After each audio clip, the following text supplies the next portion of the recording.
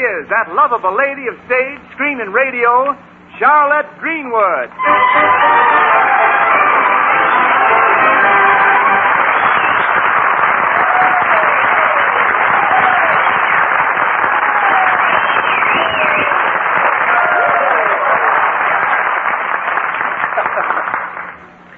Hello, friends, and thank you, Wendell. Today, Wendell, we're going to tell a story about some men who wanted to make a speech at the Women's Club. A speech, huh? Mm-hmm. Say, what's it like to have a man sweep you off your feet and win your heart with words, Mrs. Greenwood? Oh, it's wonderful. So they tell me. But it isn't Mrs. Greenwood, it's Miss Greenwood. Oh, I'm sorry.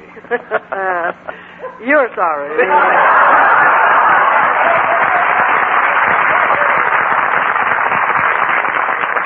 Yes, ladies and gentlemen, Charlotte Greenwood is brought to you this Sunday and every Sunday at this time by the makers of Hallmark greeting cards. To remind you that whenever you want to remember someone, you'll find a Hallmark card that says just what you want to say and the way you want to say it. So on birthdays, anniversaries, graduation, whenever you choose a card, look on the back for the 3 identifying words, a Hallmark card. Yes, and don't forget, a Hallmark card will best express your perfect taste, your thoughtfulness.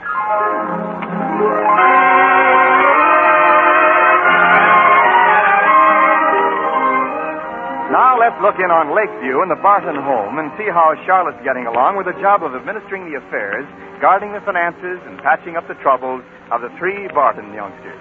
Right now, it's late on a midweek afternoon, and here in the dining room, young Bobby is helping Charlotte set the table for dinner. Charlotte is saying, Robert, I do appreciate your helping me, darling, but oh, my, you're way off the beam with those forks. Yeah? Yes, they go on the left side, not the right. Why? Well, most people hold the fork with the left hand when they cut their meat. Yeah, but tonight we haven't got any meat to cut. All we got is vegetables. You've got a point there. I wish I could say the same for our ration books, then we'd have meat. Well, you'd better put the forks where they belong, Robert. It's best to follow tradition. What's tradition? Oh, that's something that people do without having any reason, except that it's customary. You know, like me having a finger for a wedding ring. Understand? I don't get it. No, I don't either, but I never give up hope. Robert, the spoons do not go in the middle, darling. That's so you can have your choice, Aunt Charlotte. Right hand if you want to stir your coffee. Left hand if you want to eat your succotash. You better let me finish setting the table. You're going to have a situation here that Emily Post couldn't unscramble. Aw, setting a table ain't a job for a man anyway. If I gotta do anything, I want to do something important. Such as eating the food after the table is set? No, I wish I had some kind of a real job with a salary. Well, Barbara's working down at the library, and Jack's got himself a job with that real estate firm. Now, what kind of work would you like to do? Well, the kind of job I want is where I don't have to know anything. Uh-huh. I can just sit around and tell other guys what to do. Watch it, son. You're wanting to be a sergeant. I'll tell you, Robert, I'll talk to Mr. Anderson about you delivering papers. Somebody at the door, Aunt Charlotte. Oh, it's probably Judge Cronin. Greetings, Miss Greenwood. Well, Judge, come right in. I've been expecting you. Yes, my secretary said you'd phoned and wanted to see me. What is it, Miss Greenwood? Well, won't you come in first? I'm sorry, I can't. I only got a minute. I've got a cab waiting. I'm on my way to the station to catch a train for Chicago. Very important business, very important. Oh, dear. I wanted you to make a speech at the Women's Club day after tomorrow. Me? Speech at the Women's Club? I have a very important project to present to the Women's Club. Yes? And I wanted a man to explain it. A man that a woman would respect and admire and look up to. So, you thought of me first, huh? No, first I thought of Van Johnson. Oh. But it's really worth postponing your trip for, Judge. You see, I want you to talk about the locators. What? Locators?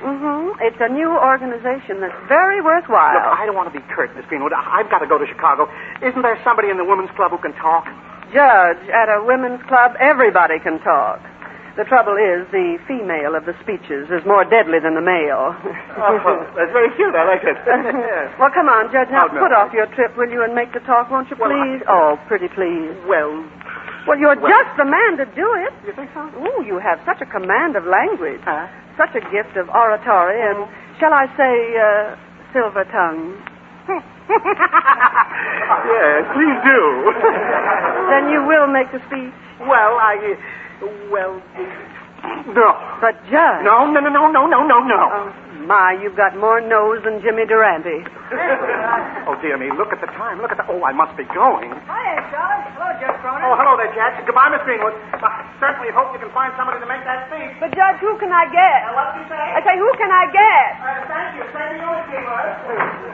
Well, who can you get for what, Aunt Charlotte?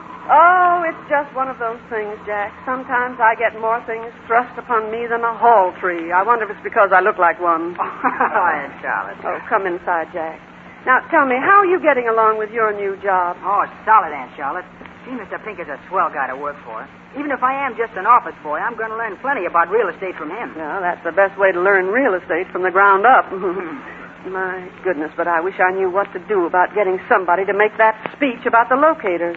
Locators? What's that? Well, here. I've got a lot of the literature here. You know, they sent me. That explains it. It just came in the mail today. Let's see. The purpose of the locators is to keep a file of the addresses of servicemen's wives. Because of many wives moving from place to place to engage in war work, plus the uncertainty of overseas mail, returning veterans have frequently had difficulty in locating their families. That's true, you know. Mm-hmm. But a veteran has only to contact the locators to find where his wife is living. Now, isn't that a wonderful idea? Gee, yeah. And they sure need something like that here in Lakeview. That's exactly why I've got to find a good speaker to present it to the women's club. Hey, I know who could do it, Aunt Charlotte. Who? My boss, Mr. Pinker. Is he a good speaker? Is he? Boy, you ought to hear him talk to a real estate prospect. Well, he can take some broken-down old vacant lot and make it sound like the uptown side of the Garden of Eden. Yes, I know the type. He's one of those men who make you wonder why they ever put the word real in real estate. But he might be too busy. Well, there are lots of other men that can make a speech. Jack, anybody can make a speech. The trick is to make people listen. Hey, I know. How about Professor Cady? Oh, that's a good suggestion. I'll keep Professor Cady in mind. Now, let me see. I wonder who else I could get. Gosh, I don't know of anybody that'd be good. How about Mr. Anderson? Mr. Anderson? Oh, he's a newspaper man. He's no guy to talk to a woman's club. Well, being a newspaper man makes it all the better. How? Well, any woman who's ever been squeezed appreciates the power of the press. I'll go see Mr. Anderson the first thing tomorrow.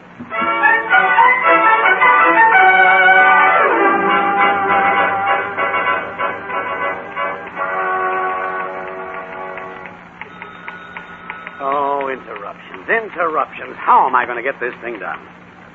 Anderson speaking. Didn't I tell you girls on the switchboard I didn't want to be interrupted? Now, look, Who? Oh, well, for Pete's sake, what are you waiting for? Send her in. I'd better put on my necktie. Yes. Come in, Charlotte. Hello, Mr. Anderson. Well, Charlotte, this is a pleasure. Have a chair. Here, wait till I take these papers off. Oh, thank you. Oh, my, what a nice office you have now. You know, this is the first time that I've been to see you since they made you managing editor. Oh, yes. Well, I'm really up among them now, Charlotte. Just goes to show if you keep plugging away, you come out on the top. Oh, don't be so self-conscious, Mr. Anderson. Huh? Self-conscious about coming out on top? Who's going to notice a little bald spot? You know, Charlotte, I never saw a woman who was so good at pretending to be dumb. Well, it's better to pretend to be dumb and get by than pretend to be bright and get found out. But what I came in for, Mr. Anderson, how are you as a public speaker? Me? Well, I don't make any claim to being an orator, Charlotte, but I can speak, yes. With all due modesty, I think I can say that I can sway people. I can transport them. In fact, I can even knock them off their feet. Now, wait, I want a speaker, not a bus driver. Well, if you want a speaker, I'm your man, Charlotte. Now, where do I do my stuff and when? Tomorrow at the Women's Club. Women's Club? Mm-hmm. I want you to give a little talk about the locators. Oh, now, Charlotte, don't ask me to waste my valuable time talking to a handful of ladies about some obscure topic like that. But, Mr. Anderson, I don't think you know what the locators are. Oh, nonsense, Charlotte. I'm not a child. And besides, I haven't got time to prepare a speech. Look what I'm working on here. I'm writing a promotional campaign to build up the want ad section. Oh, well, I guess I'll have to try somewhere else. Thank you, and goodbye, Mr. Anderson. Goodbye, Charlotte. I'd love to help you. Yes, I really would love to, but, well, you know how it is. No, how is it? How's what? Love.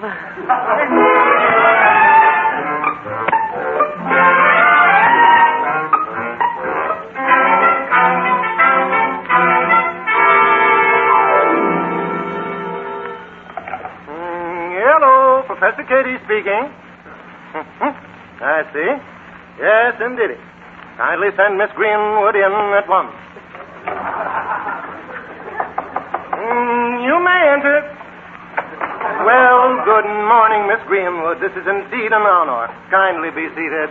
Thank you, Professor Katie. I hope I'm not interrupting your work. Oh, no, indeedly. I'm preparing a lecture on the history of our community for the summer session classes, but I definitely can spare you a moment. What can I do for you, Miss Greenwood? Well, I've heard that you're quite a speaker, Professor Katie. Really, Miss Greenwood, I may have some oratorical accomplishments, but I don't want to call myself a Demosthenes. Well, nobody will notice. Go ahead. I will. Demosthenes, Miss Greenwood, was the famous Athenian orator of ancient times. It is said that he developed his eloquence by filling his mouth with pebbles. Oh, yes. I've seen pictures of his sister. His sister? Gravel Gertie. That's interesting. I must investigate. But you were saying, Miss Greenwood, about my public speaking. Professor Katie, I'm looking for a good public speaker. I see. The length of the talk doesn't matter. It ought to be like a woman's dress. A woman's dress. Long enough to cover the subject and short enough to be interesting. I see. This is rapidly becoming intriguing, Miss Greenwood.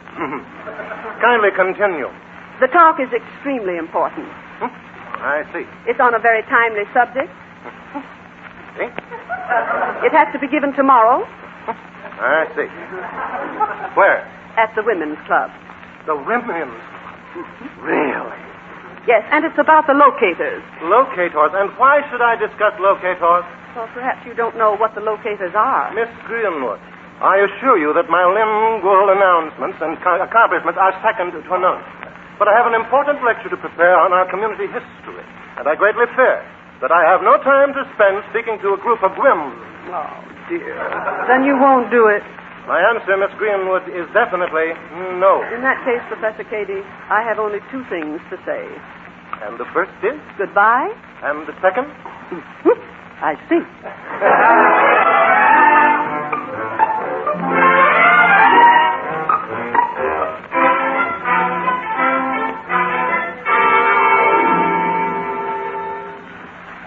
Sergeant Tinker speaking. Well, I'm too busy. I can't see anyone now. Who? Charlotte Greenwood. Well, send her in. Yes, come in, please. Good morning, Mr. Tinker. Good morning. This is a great pleasure, Miss Greenwood. Thank you. Knew you were in Lakeview. Thought you'd be dropping in on me sooner or later. Now, what kind of a lot did you want? Me? A lot? Oh, naturally, I'm in the real estate business, you know. You've undoubtedly seen my motto, lots and lots and lots and lots of lots. I know you must have a lot in mind, Miss Greenwood. Yes, well, I may have had a lot in mind, but it never happened.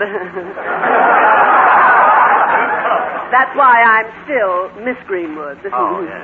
Yes, well, I came to see you, Mr. Tinker, because I heard you are quite a speaker. Well, I make no claim to perfection, Miss Greenwood. We all have our little faults. But I might tell you that right now I'm working on an address which I've been asked to deliver before the Realty Board. And the board, you know, is an extremely critical audience. Yes, a board is bored before you begin. Yes. Yes. Well, then I know that you'll be glad to talk to the Women's Club tomorrow. Oh, yeah, the Women's Club. Me? What about? The locators? Oh, no, I'm sorry, Miss Greenwood, but I have to make this important speech. I have to prepare it. I haven't time to talk to any women about locators. Well, perhaps you don't know what the locators are. Please, Miss Greenwood, I'm a very busy man. Oh, goodness. I've tried everywhere I know to find someone to talk to the Women's Club. I guess this will be the first time it's ever happened. What has happened? A bunch of women are going to be speechless.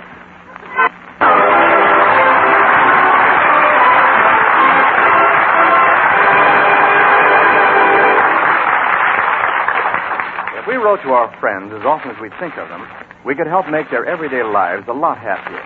But letter writing doesn't come easy to everyone. Many of us find it difficult to put down what we feel on paper. Yet an appropriate card can speak for us. And it's easy to find a Hallmark card that says just what you want to say, the way you want to say it. Your Hallmark dealer has dozens of fine, unusual cards for every occasion.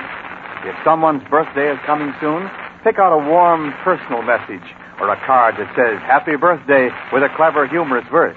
And how about that bride and groom and those friends whose anniversary is due? You'll want to remember them with a tasteful card, just as you'll want to congratulate those proud new parents across the way. And don't forget that friend in the hospital and how cheering your Get Well card can be. See your Hallmark dealer's selection of really distinctive cards tomorrow. Hallmark cards are on display at America's finest stores. Remember, a Hallmark card will best express your perfect taste, your thoughtfulness.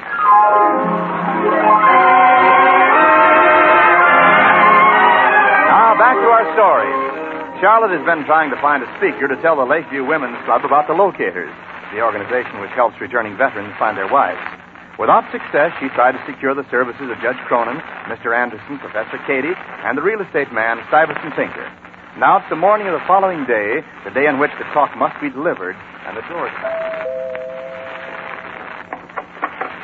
Good morning. Are you Miss Greenwood? Yes, I am. Is there something I can do for you? My name is Meredith, Miss Greenwood. Mrs. Meredith.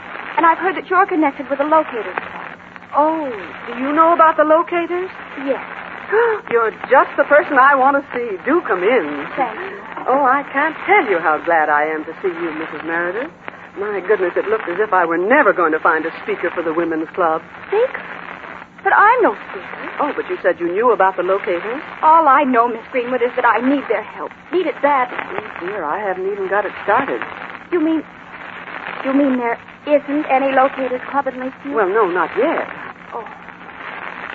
I'm sorry I troubled you then, Miss Greenwood. I'll have to be going. Well, now, wait. You said you needed help. In what way? Well, Miss Greenwood, I've been working in so many wars. I've been shifted from division to division, and I've had to move half a dozen times to half a dozen places. Even my mail takes weeks to catch up with me. My husband, Joe, he's in the Black Hawk division. Oh, you mean your husband, Joe, is just back from overseas? I didn't know he'd returned until I read it in the paper. They've come back to New York from Germany, and they've all been given 30 days furlough. But how is Joe going to find me, Miss Greenwood? But he doesn't know where I am. Well, have you written your husband and told him every new address? Yes, but I don't even know if he's got my letters. I didn't get any letter from him that he was on a furlough. I read it in the paper. It may take days for it to find me. He might not even find me at all. Well, now, here. Now, save those tears until you've got Joe in your arms. Miss Greenwood, if he can't find me... Oh, but he will, dear. I'm going to get the locators started, speaker or no speaker. You've got a caller in my eye go over. Well, that's all right, Mrs. Meredith. You go in the living room there and wait, and don't fret now. Everything's going to be all right. Thank you, Miss Greenwood. Charlotte, coffee. Oh, Mr. Anderson, what's wrong? Worked all night. I can hardly stand up. Must have coffee. Coffee. Why, you poor darling, come in. Oh, am I worn out? All night long, writing that speech. Speech? What speech? The one you asked me to do about the locators. I changed my mind. Spent all night writing it, and it's, well, a masterpiece. Oh, Mr. Anderson, if I were only a maiden. Huh? A maiden? Yes, I'd say you're the answer to a maiden's prayer. Coffee. Well, you've certainly got good grounds for it. Dear, there's the door again. Mr. Anderson, go in the kitchen. You will find a full Silex on the stove. Thank you, Charlotte. Coffee. Got to have coffee. Goodness, it sounds like he's chasing sandburns. Good morning, Miss Greenwood. Oh, good morning, Mr. Pinker. Come in. Oh, I've got some great news for you, Miss Greenwood. You remember that speech you asked me to make about the locators? Don't tell me you wrote one. Yes, I did. Changed my mind, put aside my other work, and spent all night on it. Oh, Mr. Pinker, you worked all night. Oh, well, aren't you too tired to deliver your speech today? Now, if you'd like to forget all about it. After all the work I've put in? Miss Greenwood, do you think I'm mad? No, not yet, at least. Mr. Pinker, would you like to put it off until next week? Definitely not. I insist upon delivering it today. You know what happens to people who put everything off. Yes, they go in swimming. But really, Mr. Pinker. Oh, my, you have another caller. Shall I go in the living room? No, in the dining room, please. And do sit down and rest, Mr. Pinker. I'm sure you must be very tired. Well, don't fret about me. I'm seasoned timber. How fortunate. I'm only Greenwood.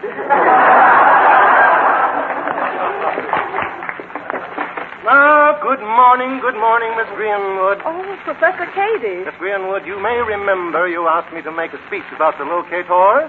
And you've changed your mind? Yes, indeedly.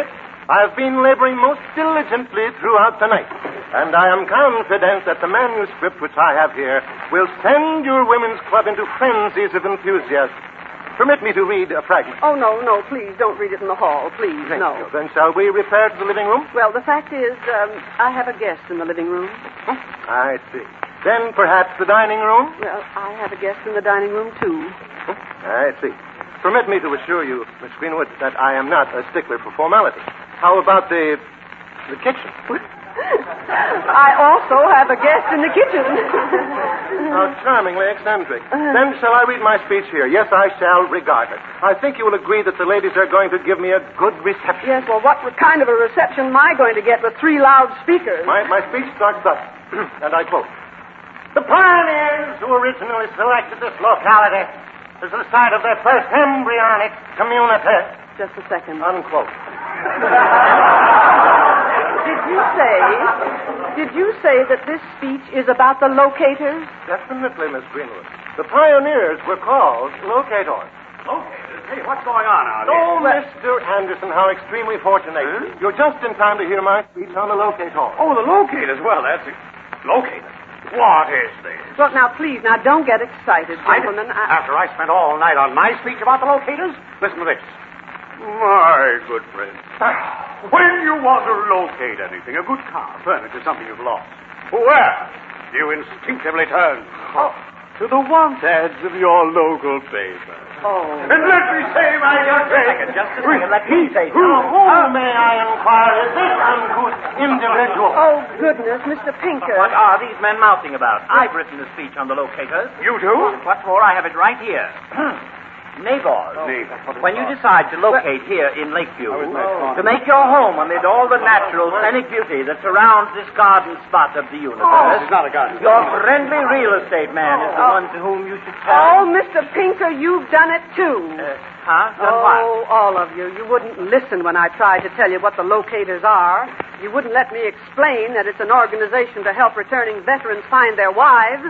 Now look what you've done. What we've done? Charlotte, look what you've done. You made me waste the whole night on this masterpiece of a speech. I had to put aside the promotional piece I was supposed to write on the want ad section. Indeed, and I sacrificed the time I had planned to spend preparing my lecture on Lakeview's distinguished history.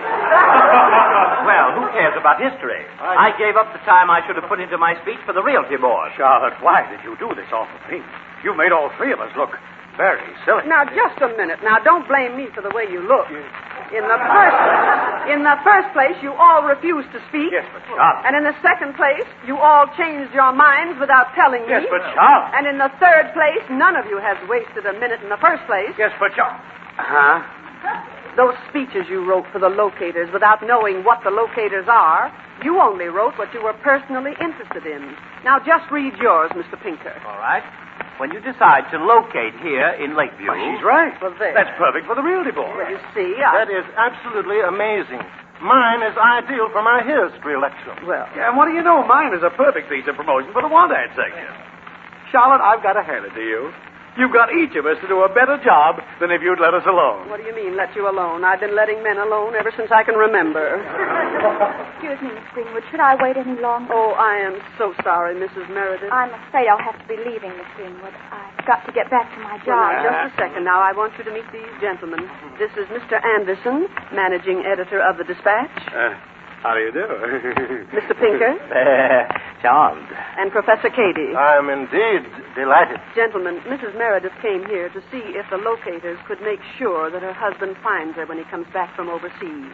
But now, of course, that the locators haven't been started Now, yet. wait a minute. Who says it hasn't stopped? You give me the facts on it, Charlotte, and it'll be on the front page of the next edition. I'll have your Locators Club going in 24 hours. Why, yes, we'll set up an information bureau at the railroad station. And I insist upon manning the booth personally to dispense the information. Yes, Mrs. Meredith, your husband is going to find you all right. Oh, you're wonderful, all of you. So are we. Yes, we kind of are, aren't we?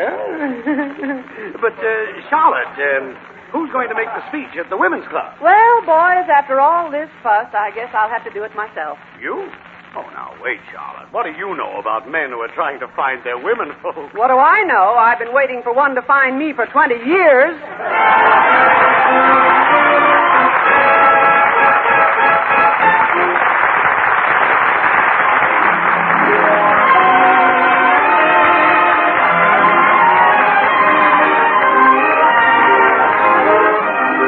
Here is our star, Charlotte Greenwood.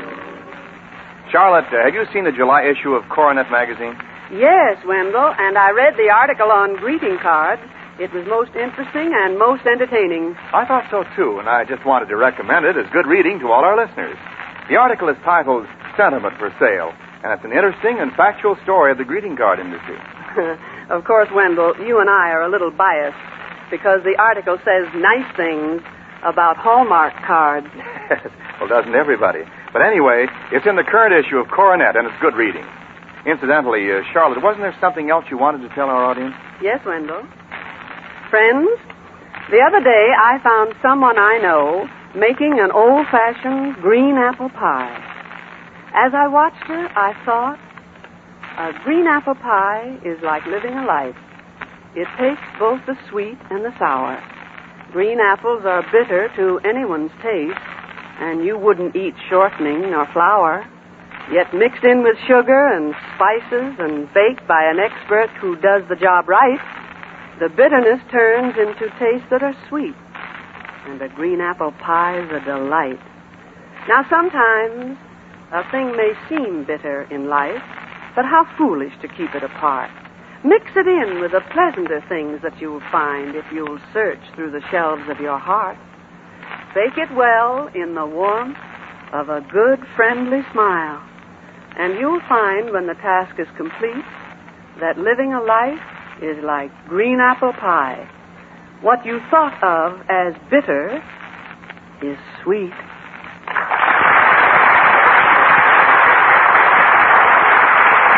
And now, until next Sunday at the very same time, this is Charlotte Greenwood saying, so long, friends, until we meet again. So long, neighbor, till next Sunday, I'll just say, oh, Lord. So long.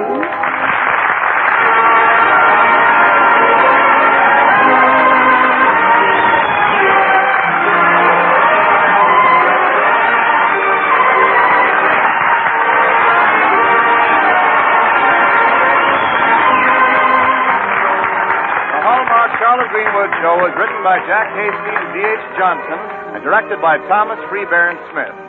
Ransom Sherman and Arthur Q. Bryan appeared today by special arrangement. In the regular cast with Miss Greenwood were John Brown, Charles Cantor, and Edward Ryan, who appeared through the courtesy of 20th Century Fox. The Hallmark Charlotte Greenwood Show came to you from Hollywood.